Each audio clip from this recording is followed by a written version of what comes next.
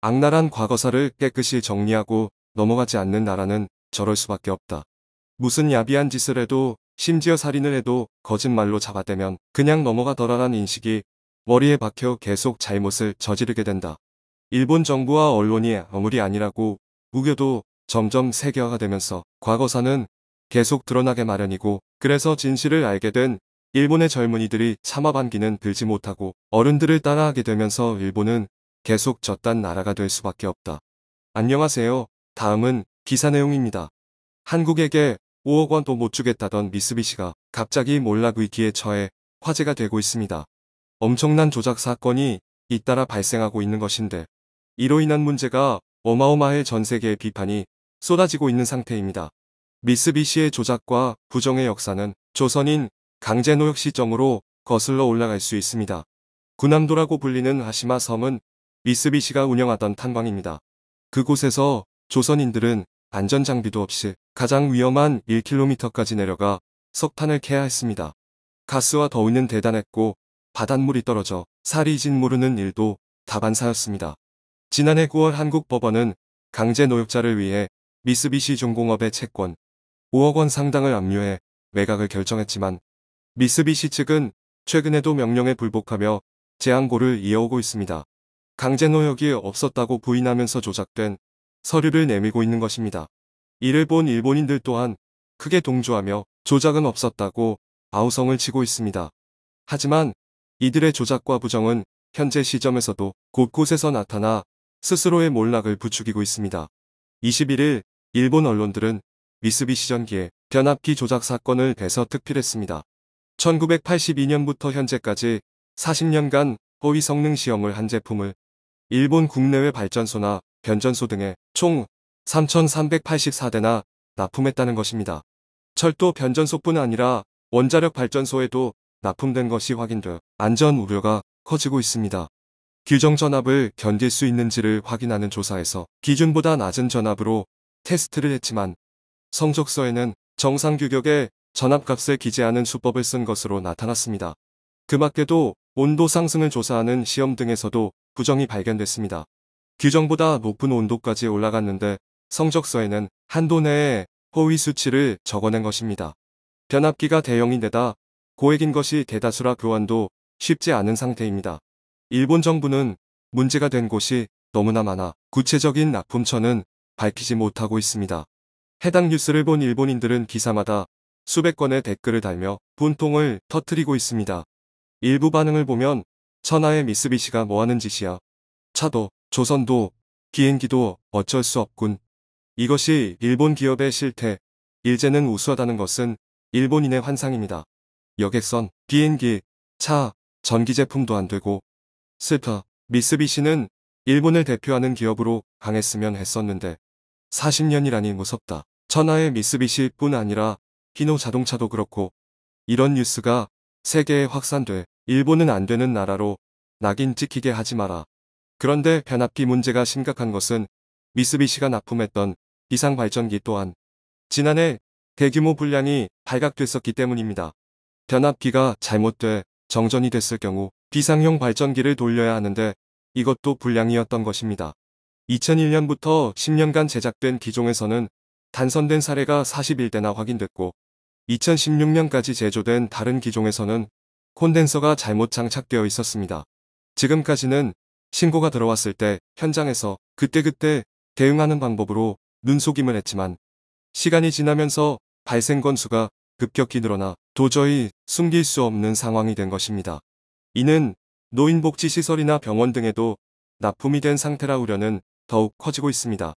미쓰비시는 모든 제품을 대상으로 부품 교환을 취하고 있는데 그 대수가 1240대로 광범위해 전면 교체는 사실상 불가능하다고 언급하고 있습니다.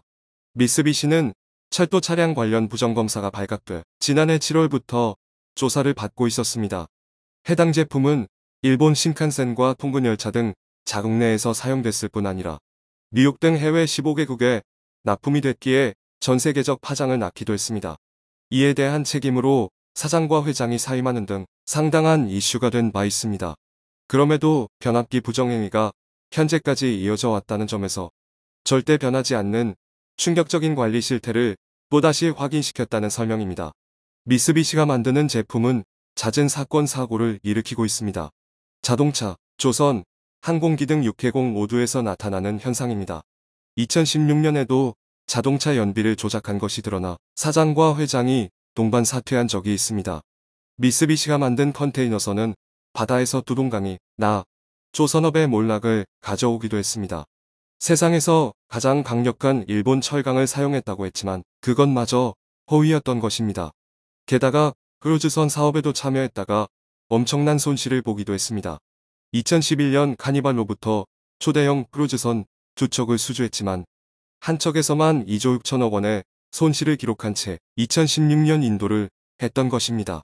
당시 인도를 앞둔 상황에서도 문제가 연달아 터져나왔습니다. 주유기기에 결함이 발견됐고 소음관리가 미흡하다는 지적을 받았던 것입니다. 이때부터 일본 조선 업계의 몰락이 더욱 빨라졌던 상황입니다. 미쓰비시는 자체 제작한 비행기 부품에서도 엄청난 불량을 일으키고 있습니다.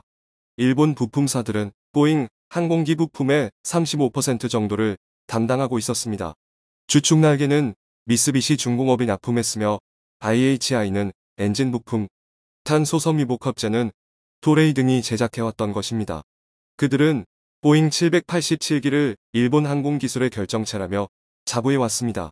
하지만 보잉 787기에서 날개 균열이 발견돼 엄청난 파장이 일어나기도 했습니다.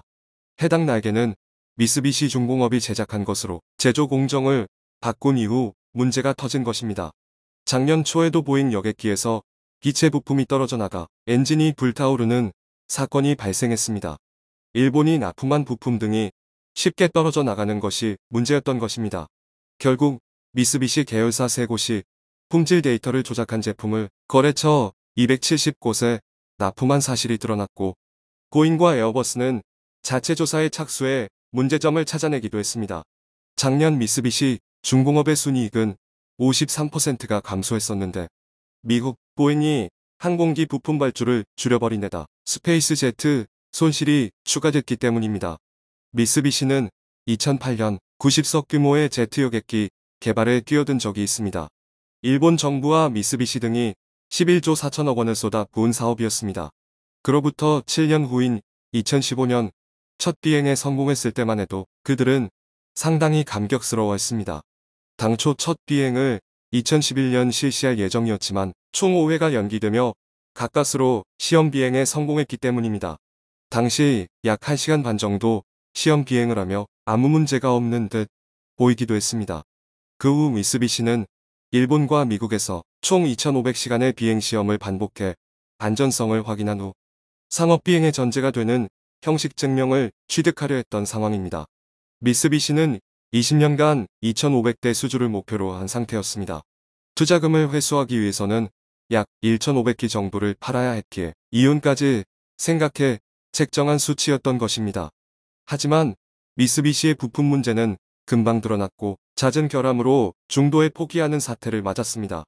결국 이로 인해 3년간 항공사업 적자만 5조 4천억 원으로 나타났으며 미쓰비시 중공업은 20년 만에 영업 적자라는 수모를 겪기도 했습니다. 미쓰비시는 최근 미국 워싱턴주에 있던 비행시험센터를 폐쇄한 것으로 나타났습니다. 4대의 비행기 중 3호기의 등록이 말소돼 해체되는 수모를 겪기도 한 상태입니다. 미쓰비시를 믿고 작업에 투입됐던 기술자들의 운명도 나락으로 떨어져 있습니다. 미쓰비시 중공업과 가와사키 중공업 등 항공부품업체 직원 수백 명이 도요타 그룹의 파견 형태로 이동해 자동차 조립을 하고 있는 것입니다.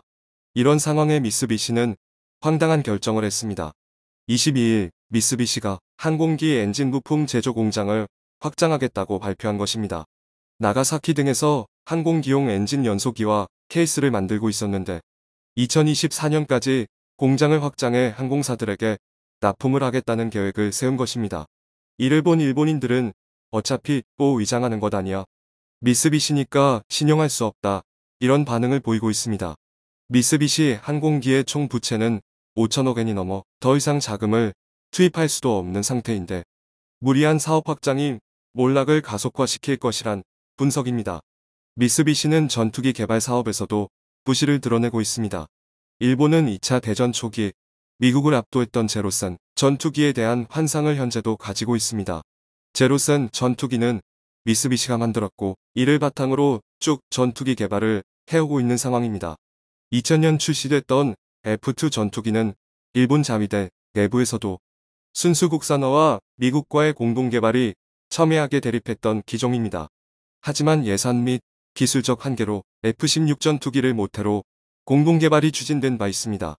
일본 정부는 미쓰비시를 참여시키며 전체 개발 예산의 약 60% 이상을 할당했고 제로센 전투기의 부활이라고 대대적으로 홍보하기도 했습니다. 실제로 해당 전투기는 이사레이더 기술까지 탑재됐을 만큼 주목을 받았습니다. 하지만 총 생산 비용이 최초 예상 대비 2배로 늘어난 22조 원이 들자 141기를 도입하려던 계획을 94기로 대폭 축소하기도 했습니다. 그런데 이런 비용을 투입하고도 균열로 인해 추락하는 일이 자주 발생해 망신을 당한 바 있습니다. 2019년에도 기기결함으로 야마구치현 인근 해상에 추락하는 사고가 났습니다. 작년 4월에도 F2 전투기 2대가 훈련 중 서로 스치고 지나가 일대는 꼬리날개에 달린 조명이 떨어져 나갔고 다른 일대는 기수하단이 망가지는 사건도 있었습니다. 이런 문제는 F-35 전투기 개발에서도 나타난 현상입니다. 일본은 미쓰비시 중공업이 조립한다는 조건으로 약 24조 원의 계약을 한 바 있습니다. 한국이 40대 도입에 7조 4천억 원을 썼었는데 3배 가까운 비용이 든 것입니다. 이런 투자에도 불구하고 2019년 4월 최초로 조립했던 F-35 전투기를 바다에 추락시키기도 했습니다. 첫 4대는 미국에서 제작해 시험 비행까지 마친 뒤 넘겨받아 문제가 없었지만 나머지 38대는 미쓰비시 중공업이 조립 생산하다가 엉망이 된 것입니다. 결국 수치를 조작한 불량 제품을 납품해 문제가 생겼기 때문이라는 분석입니다. 그럼에도 일본 정부는 또다시 미쓰비시 중공업 주도로 차세대 전투기를 개발하고 있습니다. 2035년까지 약 90대를 배치할 계획인데 총 사업비는 5조엔 정도입니다. 이에 일본은 올해부터 1조 원 이상을 개발해 투입한 상태입니다. 하지만 이것 또한 제대로 완성시키지 못해 수십조 원이 날아갈 가능성이 높다는 분석입니다. 조선인의 강제노동으로 엄청난 이익을 봤음에도 모든 사실을 숨기려는 미쓰비시. 결국 부정을 일삼던 습성 때문에 몰락이 빨라지고 있는 것을 볼 수 있습니다. 청중의 일부 의견. 정직하지 못한 기업의 몰락은 필연. 일본 미쓰비시 기업이 100년간 죄업을 쌓았다. 그들의 죄는 일본의 죄이며 악이 쌓이니 멸망이 열매로 다가왔다.